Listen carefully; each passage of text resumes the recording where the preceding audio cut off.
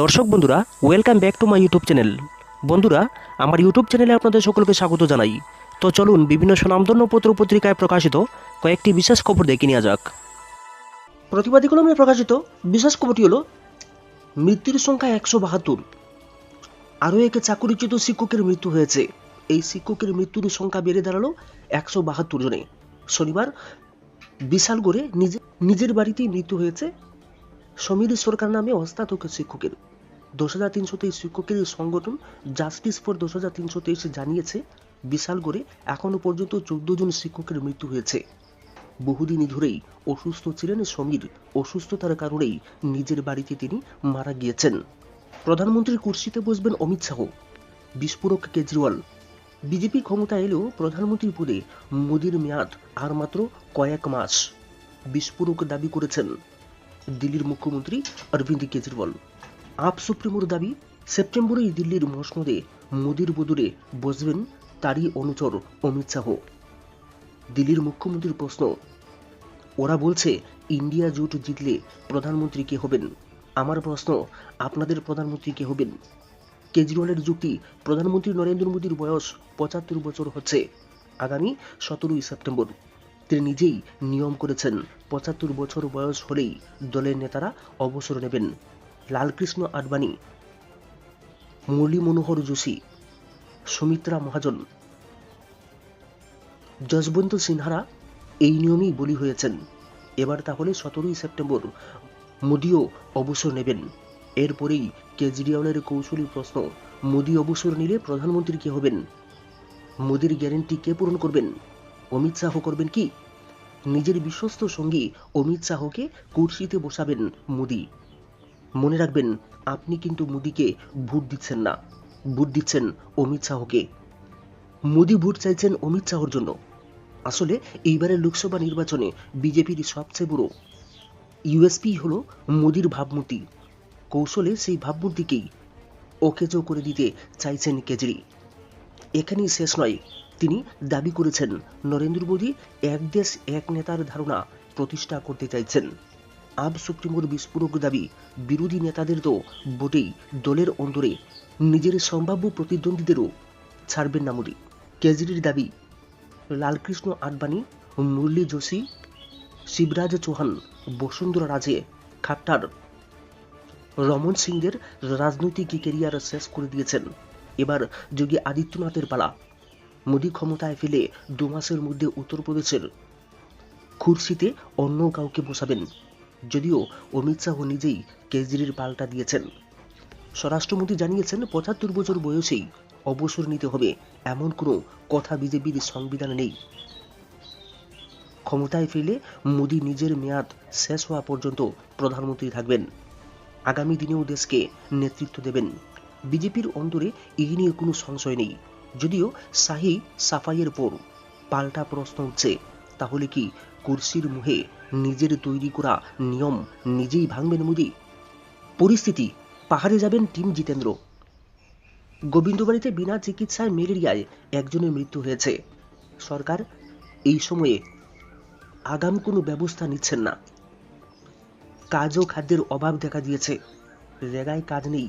এই ক্ষেত্রে সরকারের টনক নাড়াতে বিডিও, এসডিএম ও ডিএমদের কাছে দাবি সনদ তুলে দেওয়ার পাশাপাশি সিপিআইএম কর্মসূচি সংগঠিত করে জনমত তৈরি করবে। তাতে রাজ্যের পরিস্থিতি তুলে ধরা হবে। 13 থেকে 18 মে পর্যন্ত এই কর্মসূচি চলবে গোটা রাজ্যে।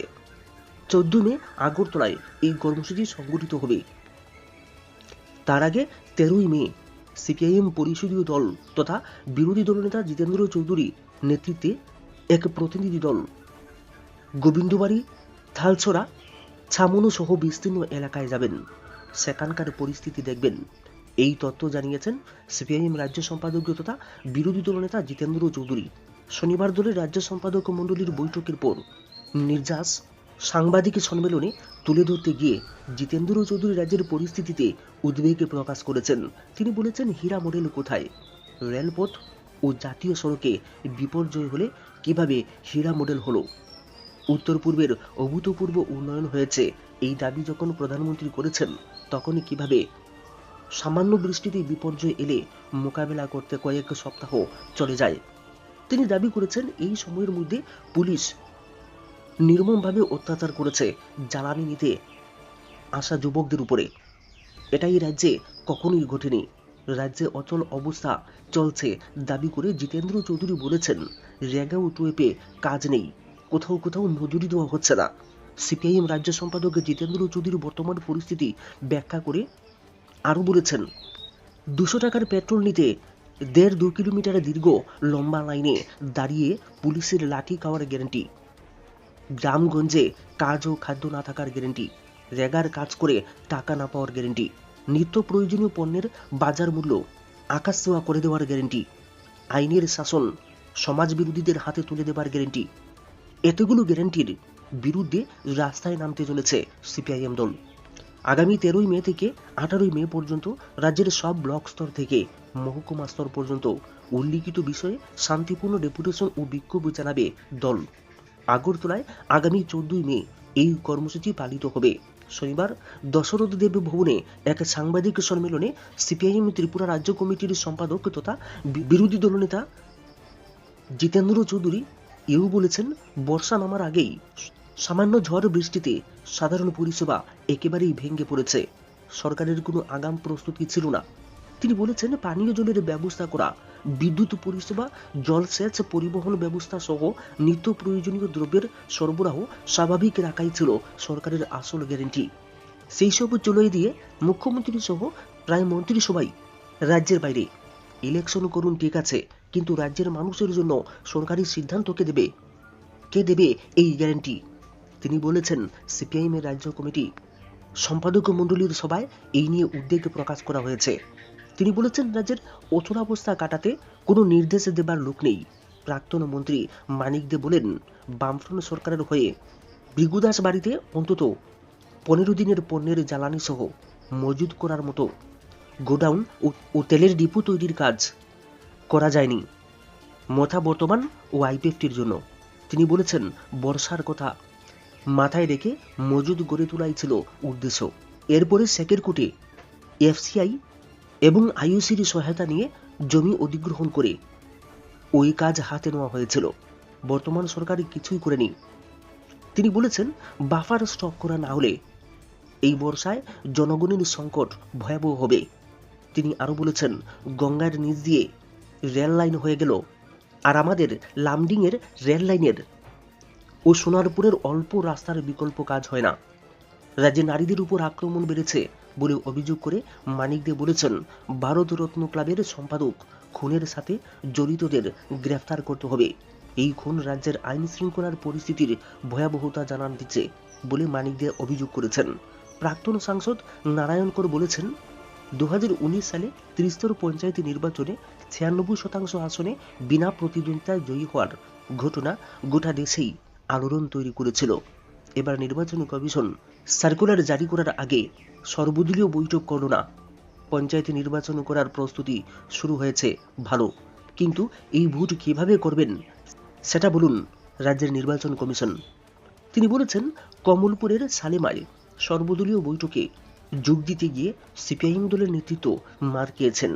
তিনি দলের এইভাবেই কি নির্বাচনের প্রস্তুতি নিচ্ছে ক্ষমতাসীন দল? তিনি প্রশ্ন তুলেছেন, ত্রিপুরা স্টেট কোঅপারেটিভ ব্যাংকের পরীক্ষা কেন বাইরে নিতে হবে? এই প্রশ্ন তুলেছেন জিতেন্দ্র চৌধুরীও। তিনি বলেছেন, কেন ত্রিপুরার পরীক্ষা ত্রিপুরায় নেওয়া হবে না? হীরা মডেলের তাহলে কি হলো? প্রশ্ন জিতেন্দ্র চৌধুরীর। যেখানে রেলওয়ে রিক্রুটমেন্ট বোর্ড আগরতলায় পরীক্ষা নিতে চাইছে, সেখানে এইটুকু ব্যাংক কেন বাইরে গেলেন? তিনি বলেছেন, ব্যাংকের এই অদ্ভুত ব্যবস্থার জন্য যারা পরীক্ষা দিতে পারেননি তাদের আবার পরীক্ষা নিতে হবে, এবং দাবিও করেছেন জিতেন্দ্র চৌধুরী। এই কথা দাবি করেছেন জিতেন্দ্র চৌধুরী। তিনি ব্যাংকের ওই পরীক্ষার্থী যাবার সময় গাড়ি দুর্ঘটনায় নিহত দীপরাজ দেববর্মার স্মৃতির প্রতি শ্রদ্ধা জানিয়ে তার স্ত্রীর জন্য একটি সরকারি চাকরি দাবি করেছেন। এদিকে ত্রিস্তর পঞ্চায়েত নির্বাচনকে সামনে রেখে নারায়ণকরের বক্তব্য অত্যন্ত গুরুত্বপূর্ণ। বর্তমান সময়ে নানা বিষয় নিয়ে আলোচনা হচ্ছে। সেই দিক থেকে সিপিআইএম পঞ্চায়েত নির্বাচনের আগে সর্বদলীয় বৈঠক কেন করা হলো না, সেই প্রশ্ন তুলল। ক্ষতিগ্রস্তদের পাশে সিপিআইএম। সাবরুম মহকুমার বিভিন্ন জায়গায় প্রাকৃতিক দুর্যোগে ব্যাপক ক্ষতি হয়েছে, তার মধ্যে বেতাগা এডিসি ভিলেজ অন্যতম।